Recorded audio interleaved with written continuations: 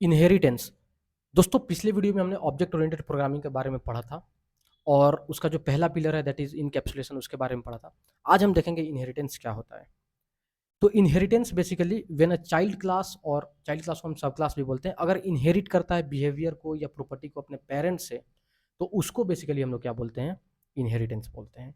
जैसे ये simple real world example है कि जैसे मान लीजिए कोई पेरेंट है, ठीक है, कोई पेरेंट, ये हमारे पेरेंट्स हो गए और ये चाइल्ड है, ठीक है, चाइल्ड। तो जो पेरेंट का जो बिहेवियर होता है या जो पेरेंट का फेशियल एक्सप्रेशन होता है या जो पेरेंट का प्रॉपर्टीज होता है, पेरेंट का जो वॉकिंग स्टाइल होता है, पेरेंट का जो टॉकिंग स्टाइल होता है, कहीं ना कहीं चाइल्ड में रिफ्लेक्ट करता है।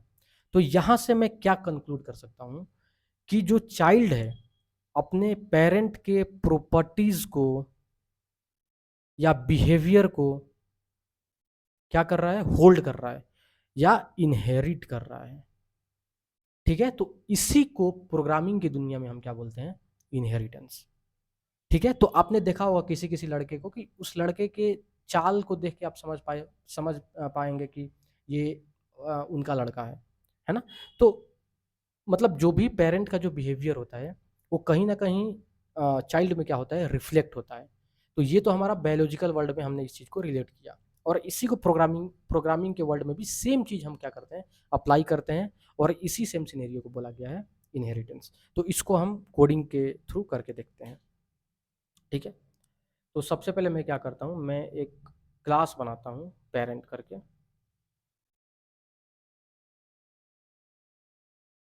या सिंपल मैं क्लास बनाता हूँ टेस्ट 3 करके। ठीक है, और यहाँ से हम समझते हैं कि क्या होता है एग्जैक्टली पेरेंट और चाइल्ड और इनहेरिटेंस। तो सिंपल मैं क्या करता हूँ, एक और क्लास बनाता हूँ और ये क्लास हमारा पेरेंट क्लास होगा।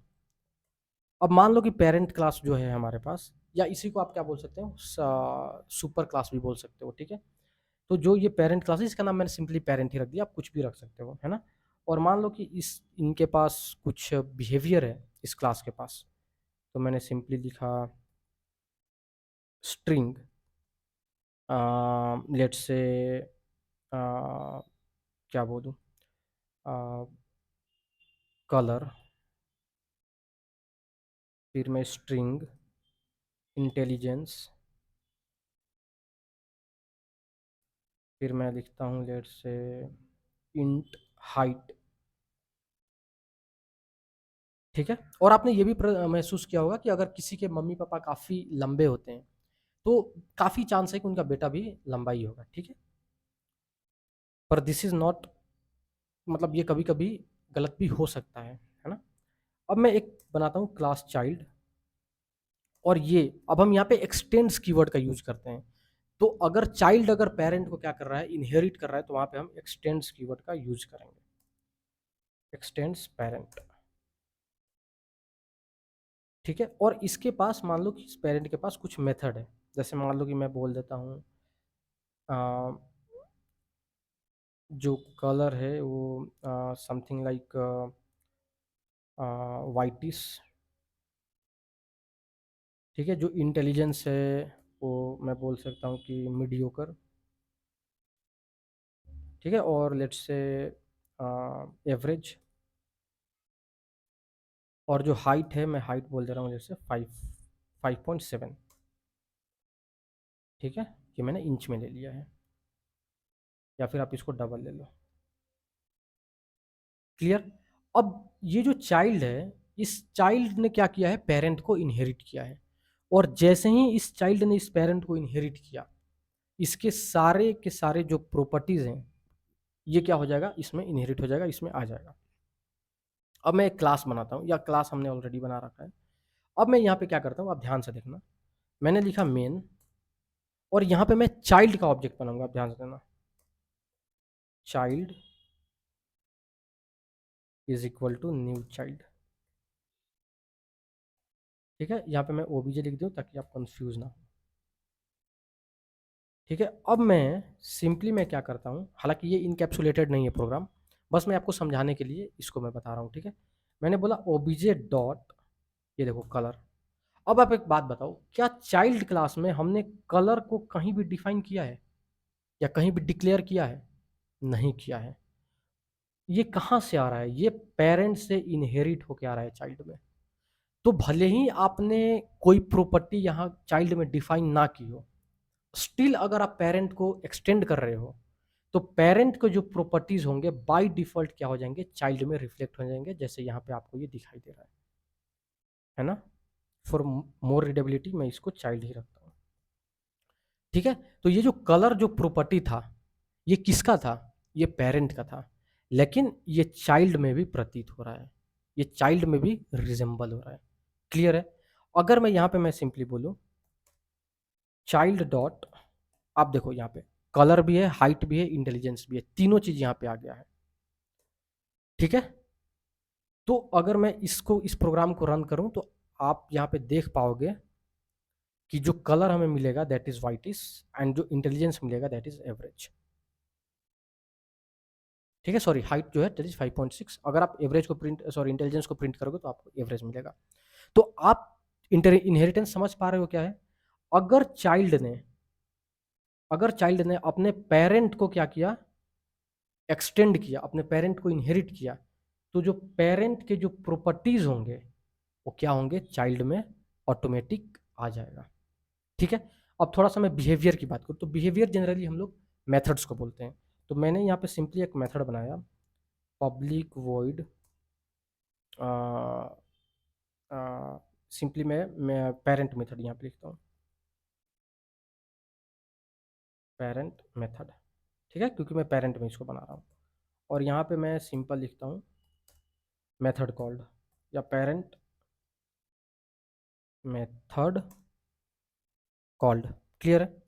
अब आप देखो, ये जो मेथड हमने डिफाइन किया है, ये बेसिकली क्या है? इसको मैं बिहेवियर बोल सकता हूँ, इसको मैं बिहेवियर बोल सकता हूँ, और इसको मैं क्या बोल सकता हूँ? इसको मैं प्रॉपर्टीज या एट्रीब्यूट बोल सकता हूँ, ठीक है। तो पेरेंट्स के प्रॉपर्टीज और बिहेवियर को क्या करना? चाइल्ड अपने अंदर लेना, उसको हम बोल सकते हैं कि इनहेरिट किया गया है, ठीक है। अब अगर मैं यहाँ पे मैं सिंपली बोलता हूँ चाइल्ड डॉट, अब आप ध्यान से देखो यहाँ पे मैं parent, child dot parent method. अब आप एक बात बताओ, ये जो पेरेंट मेथड है, इनफैक्ट यहाँ कोई रिटर्न नहीं करे, इसको मैं हटा देता हूँ, ठीक है। आप एक बात बताओ, इस चाइल्ड के थ्रू हमने क्या किया? पेरेंट मेथड को कॉल कर लिया। क्या ये पेरेंट मेथड नाम का जो मेथड है, क्या हमने चाइल्ड में बनाया है क्या? नहीं बनाया है। तो फिर ये कैसे चाइल्ड एक्सेस कर पा रहा है डायरेक्टली? क्योंकि इसने पेरेंट को इनहेरिट किया है, और पेरेंट के जो भी बिहेवियर या पेरेंट का जो भी प्रॉपर्टी होगा वो चाइल्ड में क्या होगा? रिफ्लेक्ट होगा, and that's the reason the child is able to access all the attributes and all the behaviour of its respective parent. Clear है? अब एक चीज और है, क्या ऐसा हो सकता है कि चाइल्ड के पास अपना कुछ अपना बिहेवियर हो? जैसे अगर पेरेंट मान लो कि आ, ऐसा हो सकता है ना कि पेरेंट का जो हाइट है वो 5.7 है, लेकिन चाइल्ड का जो हाइट है वो 5.9 हो गया, ठीक है। तो चाइल्ड का भी अपना तो कुछ प्रॉपर्टी होगा, या जो पेरेंट का प्रॉपर्टी होगा उसमें चाइल्ड क्या कर सकता है? थोड़ा सा मॉडिफिकेशन कर सकता है। तो क्या ये चीज पॉसिबल है यहाँ पे? हाँ पॉसिबल है। तो यहाँ पे हम क्या बोल सकते हैं? यहाँ पे मैं क्या कर सकता हूँ? मैं सिंपली यहाँ पे लिख सकता हूँ पब्लिक, और मैं मॉडिफाई कर देता हूँ एज को, है ना। तो मैं सिंपली बोलता हूँ पब्लिक मॉडिफाई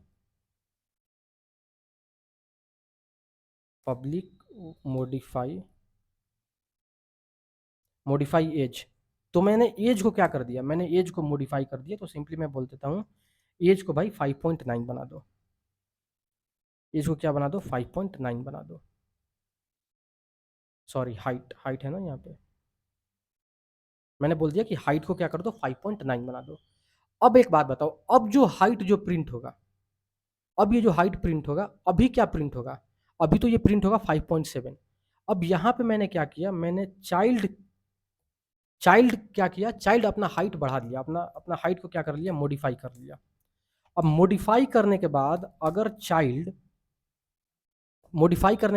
चाइल्ड अपने हाइट को प्रिंट करे, तो पहले तो 5.7 था, अब ये क्या हो जाना चाहिए, अब ये 5.9 हो जाना चाहिए।